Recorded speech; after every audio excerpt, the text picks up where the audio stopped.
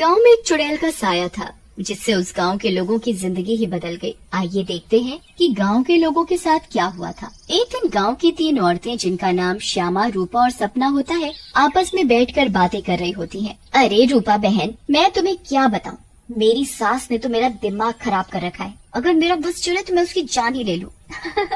अरे क्या हुआ श्यामा बहन, इतना गुस्से में क्यों हो? शांति मौसी ने क्या कर दिया? हाँ तुम घर में अकेली हो ना, इसीलिए इतने मजे से रहती हो। हमसे पूछो जिनकी सास है, एक तो खाती है इतना, रोटी बना बना कर मेरे तो हाथ ही थक जाते हैं, ऊपर से हर काम में कमियां निकालती हैं। सही कह रही हो श्यामा बहन, मेरी कहानी भी कुछ कुछ तुम्हारी तरह ही है। मैं तो जरा सा अपने मर्द के साथ बैठ क्या जाऊं, पता नहीं कहां से बुढ़िया को खबर मिल जाती है, वहीं आकर सर पर खड़ी हो जाती है।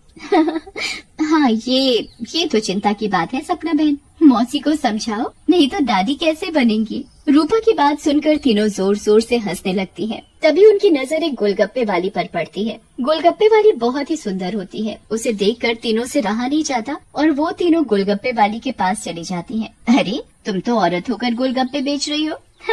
ये तो पहली बार देखा है। अरे तो बहन इसमें बुराई क्या है, कोनो गलत काम थोड़ी ना कर रहे हैं, मेहनत कर रहे हैं। वैसे आप लोग खाओगे गोलगप्पे? बातें तो बहुत अच्छी बनाती हो, चलो देखते हैं गोलगप्पे कैसे हैं। उसके बाद श्यामा और सपना दोनों गोलगप्पे खाने लगती हैं और रूपा वहीं खड़ी हो जाती है। रूपा को ऐसे खड़े देख गोलगप्पे वाली बोलती है, अरे बहन आप नहीं खा रही गोलगप्पे? क्या हुआ, कहीं आपको अपने फिगर खराब होने का डर लग रहा है क्या? अरे नहीं नहीं, ऐसी बात नहीं है, मैं बस बाहर का सामान कम खाती हूँ और कोई बात नहीं, इन दोनों को खाने दो। श्यामा और सपना गोलगप्पा खाने के बाद बोलती हैं, अरे वाह गोलगप्पे वाली, क्या गोलगप्पे हैं, मुंह से तो स्वाद ही नहीं जा रहा, मजा आ गया। ऐसे गोलगप्पे मैंने जिंदगी में कभी नहीं खाए, तुम तो रोज आया करो, मैं तो रोज ही खाऊंगी। हाँ हाँ हाँ बहन जी, ये भी कहने की बात है, अब तो मैं रोज ही आया करूंगी, नया नया काम जो खोला है। उसके बाद वो गोलगप्पे वाली वहाँ से चली जाती है और वो तीनों औरतें भी अपने अपने घर चली जाती हैं। अगली सुबह रूपा पानी भरने के लिए कुएं पर जाती है। वहाँ औरतें आपस में बातें कर रही होती हैं। अरे रूपा बहन पता है तुम्हें, श्यामा और सपना कहाँ है? कहाँ है मतलब? अरे अपने घर पर होंगी और कहाँ?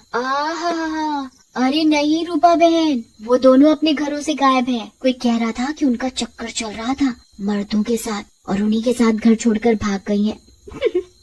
बेचारे उन दोनों के पति।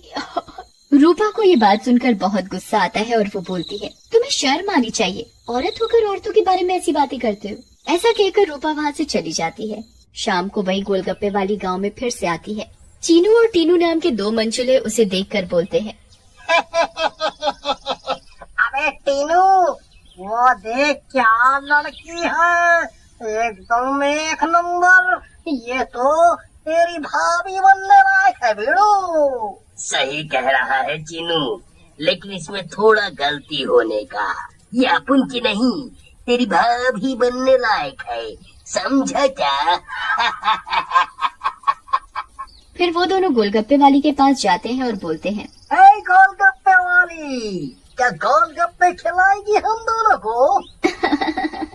आप दोनों भी कैसी बातें करते हैं, ये गोलगप्पे क्या मैंने पानी भरकर होली में मारने के लिए रखे हैं?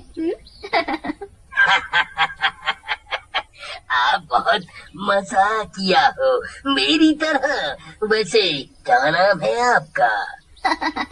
नाम में क्या रखा है साहब, आप गोलगप्पे खाइए ना, अगली बार आऊंगी तो नाम भी पता चल जाएगा। फिर चीनू और टीनू गोलगप्पे खाने लगते हैं। वाह क्या गोलगप्पे हैं, इतने टेस्टी, लगता है तुम्हारे हाथ चूम लूं। मजा आ गया मजा। फिर टीनू और चीनू गोलगप्पे वाली के सारे गोलगप्पे खा जाते हैं। अरे आप दोनों तो बहुत सारे गोलगप्पे खा गए, कहीं आपका पेट न खराब हो जाए। कुछ नहीं होगा हम दोनों को, हम दोनों का बॉडी एकदम स्टील के माफिक है। वैसे कल आएंगी आप यहाँ? लेकिन गोलगप्पे वाली कुछ नहीं बोलती और वहाँ से चली जाती है। रात में ज्यादा गोलगप्पे खाने की वजह से टीनू और चीनू के पेट में दर्द होता है। हाय रे, मर गया। अरे चीकू भाई, ये लड़की का चक्कर अपन दोनों के लिए भारी पड़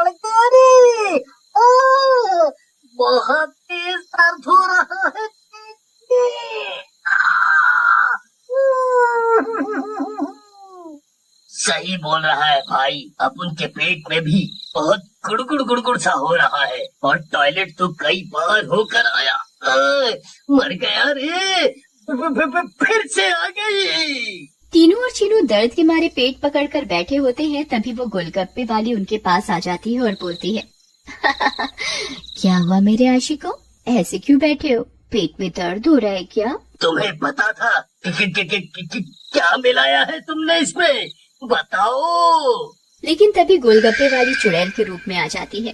उसे ऐसे देखकर टीनू और चीनू दोनों घबरा जाते हैं और भागने लगते हैं।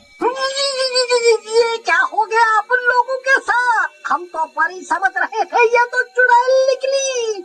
अब हम क्या करेंगे? भागो रे भागो, अपनी जान बचाकर भागो। अब हम क्या करेंगे? करेगी तो ये चुड़ैल, अगर हम यहाँ से नहीं भाग पाए इसलिए भागो यहाँ से। लेकिन चुड़ैल उन दोनों को पकड़ लेती है और मार डालती है और वहाँ से चली जाती है। इसके बाद तो मानो ये रोज की बात हो जाती है। रोज वो चुड़ैल गोलगप्पे वाली बनकर आती और गोलगप्पे खिलाकर रात में लोगों को मार डालती। इन सब से गाँव वाले बहुत परेशान हो जाते हैं और एक दिन पंचायत बिठाते हैं। पंचायत में रूपा भी जाती है। अरे भाइयों, गांव संकट में है, हम सबको मिलकर इस समस्या का समाधान निकालना पड़ेगा, नहीं तो एक एक करके पूरा गांव ही खाली हो जाएगा। तभी रूपा का पति दीनू बोलता है, लेकिन सरपंच जी, हमें तो कुछ पता नहीं है कि ये सब कौन कर रहा है या लोग अपने आप घर छोड़कर जा रहे हैं। सही कह रहे हो दीनू बेटा, लेकिन हम ऐसे शांत तो नहीं बैठ सकते और अपने गांव वालों को जाने नहीं दे सकते। हमें कुछ तो करना ही होगा। हाँ। फिर पंचायत में कोई भी फैसला न निकलने पर सभी गांव वाले अपने अपने घर चले जाते हैं। उसी दिन दोपहर में चुड़ैल फिर से गोलगप्पे वाली का भेष बदल कर गाँव में आती है। रूपा उसके पास जाती है और बोलती है, अरे गोलगप्पे वाली, जरा गोलगप्पे खिला दे, सुबह से मन खराब हो रहा है, शायद चटपटा खाने से ठीक हो जाए। लेकिन तभी उसकी नजर गोलगप्पे वाली के पैरों पर पड़ती है। गोलगप्पे वाली के पैर उल्टे होते हैं। रूपा ये देखकर समझ जाती है कि हो न हो ये इसी का किया धरा है। रूपा सब समझने के बावजूद गोलगप्पे खाने लगती है और खाकर वहाँ से चली जाती है और दीनू के घर में जाकर सारी बात बताती है, जिसे सुनकर दीनू बोलता है, तुम पागल हो गई हो क्या रूपा? अगर उस गोलगप्पे वाली पर तुम्हें शक था तो तुमने गोलगप्पे क्यों खाए और अपनी जान जोखिम में क्यों डाली? मैंने अपनी जान जोखिम में नहीं डाली। तुमने एक बात पर ध्यान नहीं दिया, गांव में जितनी भी लाशें मिली हैं वो सिर्फ आदमियों की हैं, एक भी औरत की नहीं है। इसका मतलब ये है कि ये चुड़ैल अभी सिर्फ आदमियों को मार रही है। लेकिन रूपा, फिर भी औरतें तो गायब हो रही हैं और वो चुड़ैल निकली तो तुम उसका मुकाबला कैसे करोगी? हम औरतों में बड़ी शक्ति होती है, हम अगर अपनी पर आ जाएं तो किसी को भी अपने बस में कर ले। ये तो एक चुड़ैल है, इसे मैं देख लूंगी। तुम चिंता मत करो। फिर रूपा और दीनू अपने कमरे में सो जाते हैं, लेकिन रूपा की चिंता में दीनू को नींद नहीं आती और वो आंख बंद करके लेटा रहता है। रात में चुड़ैल उन दोनों के कमरे में आती है और रूपा को यूं आराम से सोते हुए देखकर हैरान रह जाती है। ये औरत तो वाकई बहुत निडर है, क्या मत सो रही है, लेकिन आज के बाद डरेगी। ऐसा कहकर चुड़ैल सोती हुई रूपा को उठा लेती है और जंगल की ओर चल पड़ती है। दीनू भी चुपचाप चुड़ैल का पीछा करने लगता है। चुड़ैल एक गुफा के सामने पहुंचकर रुक जाती है और गुफा को खोलती है। खुल जा सिमसिम। गुफा का दरवाजा खुल जाता है और चुड़ैल अंदर चली जाती है। दीनू भी चुपके से उनके पीछे पीछे अंदर चला जाता है। अंदर जाकर चुड़ैल रूपा को एक अंधेरे कमरे में ले जाती है और रोशनी करती है। जैसे ही वहाँ रोशनी होती है, गांव की बाकी औरतें भी रूपा को दिखाई देती हैं। श्यामा और सपना भी वहाँ होती है। अरे चुड़ैल, ये सब क्या है? गांव की औरतें, तुम ये क्या कर रही हो? लेकिन चुड़ैल कुछ नहीं बोलती। रूपा बहन, ये चुड़ैल पूर्णिमा के दिन हम सब औरतों की बलि देगी, बचा लो हमें। ये बचाएगी तुम्हें। इसकी जान तो खुद खतरे में है। तभी वहाँ दीनू आ जाता है और बोलता है, रूपा की नहीं चुड़ैल, बल्कि तू खतरे में है। दीनू सब औरतों को जलती मशाल दे देता है। चुड़ैल, तूने हमको और गांव वालों को बहुत परेशान किया है, गोलगप्पों की कसम तुझे छोड़ेंगे नहीं। ऐसा कहकर औरतें चुड़ैल के ऊपर मशाल डाल देती हैं और चुड़ैल जलने लगती है। मुझे जाने दो, छोड़ दो। लेकिन चुड़ैल थोड़ी ही देर में जलकर भस्म हो जाती है।